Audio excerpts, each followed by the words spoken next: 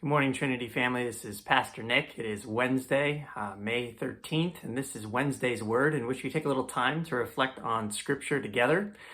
We've been working our way now through the book of Exodus, and all the action has now happened in the sense of we've seen how God has delivered his people from slavery in Egypt, how he's brought them through the Red Sea, and now this week we're joining the people in their journey to Sinai and their time at the foot of the mountain as God descends upon them in glory, as he gives the law, as he sets down the terms of the covenant, and so on and so forth. And one of the things that has really stood out to me as we've been reading through this section is some of the things that the people of Israel say.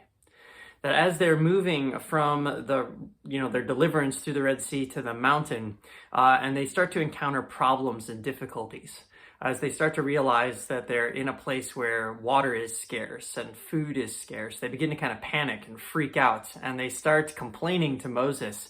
But what's really interesting to me is some of the things that they then say. They talk about how it was better when we were in Egypt, where we sat around big pots of meat and we had all this food and so on and so forth. And it's like they totally forgot what it was actually like to be in slavery. They idealize the past and they demonize the future.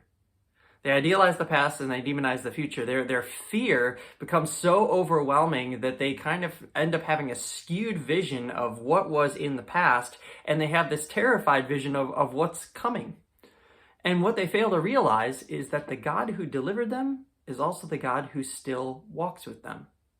Because over and over again, when they encounter these difficulties, what does God do? He provides. He provides food. He provides water. He continues to provide leadership and guidance through Moses. He continues to bring them towards Sinai. You see, they're so blinded by their fear, they're missing the fact that they're moving to a place where they can have a renewed relationship with God. A relationship with God that was unlike anything any of them had experienced in their lifetime. A relationship that was really based on his presence in their life, his promises going with them, and the mission that actually he's going to call them to, which we're going to see as we get further and further into the book of Exodus. And as I was thinking about that, I thought, wow, how appropriate for our circumstances right now, as we live in this world where there's a lot of uncertainty about tomorrow, where there is a lot of fear, and how I think sometimes we look to the past and we have this idealized picture of what was, and we start to demonize what's coming, and we never stop and ask the question, wait a second, how's God providing for me today? Where is his presence at work in what I'm currently experiencing? Where might he be leading us to?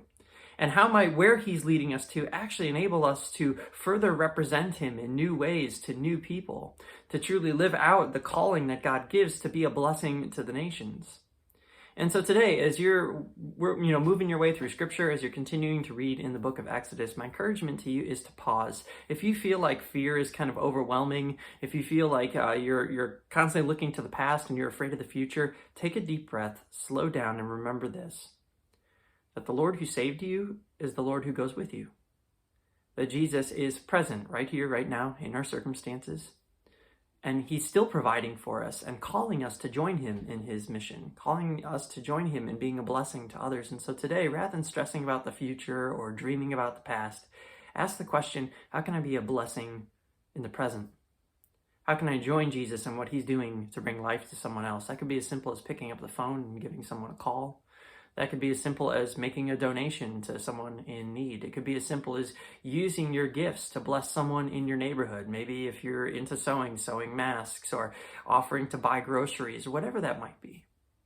It's a beautiful reminder that God is always with us, and that in moments of uncertainty, we don't have to be afraid, but we can rest in his promises, knowing that he is here among us.